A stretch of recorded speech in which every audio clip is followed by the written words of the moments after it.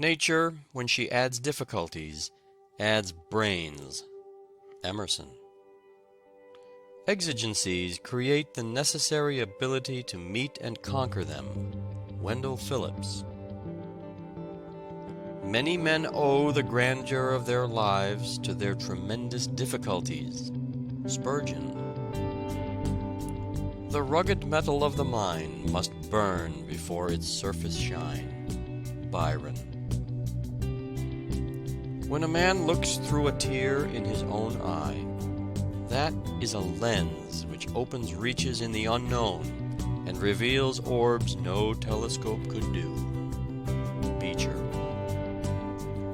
No man ever worked his way in a dead calm. John Neal. Kites rise against, not with, wind. Then welcome each rebuff that turns earth's smoothness rough, each sting that bids nor sit nor stand, but go. Browning.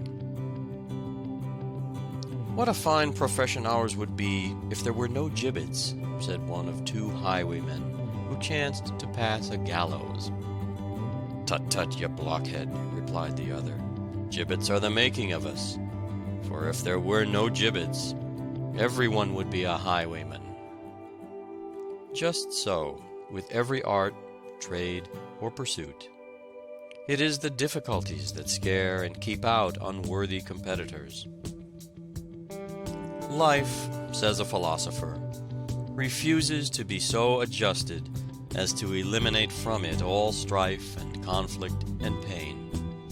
There are 1,000 tasks that, in larger interests than ours, must be done, whether we want them or no. The world refuses to walk upon tiptoe so that we may be able to sleep. It gets up very early and stays up very late, and all the while there is the conflict of myriads of hammers and saws and axes with the stubborn material that in no other way can be made to serve its use and do its work for man. And then, too, these hammers and axes are not wielded without strain or pang, but swung by the millions of toilers who labor with their cries and groans and tears.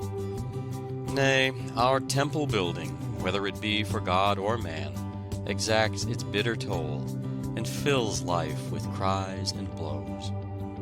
The 1,000 rivalries of our daily business, the fierce animosities when we are beaten, the even fiercer exultation when we have beaten, the crashing blows of disaster, the piercing scream of defeat. These things we have not yet gotten rid of, nor in this life ever will. Why should we wish to get rid of them? We are here, my brother, to be hewed and hammered and planed in God's quarry and on God's anvil for a nobler life to come. Only the muscle that is used is developed.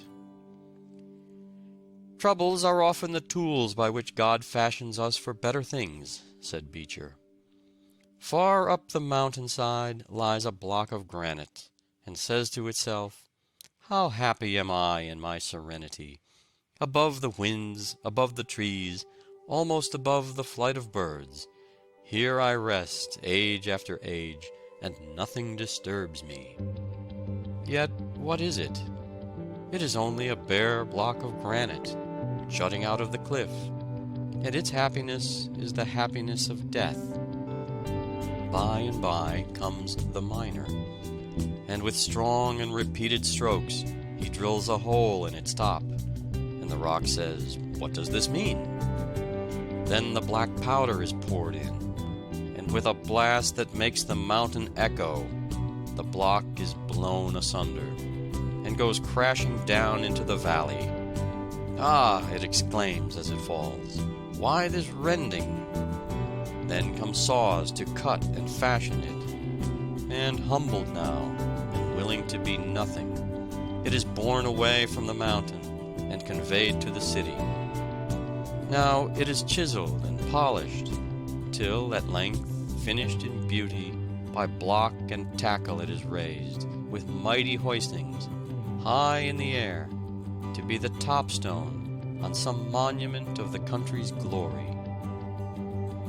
It is this scantiness of means, this continual deficiency, this constant hitch, this perpetual struggle to keep the head above water and the wolf from the door, that keeps society from falling to pieces. The oaks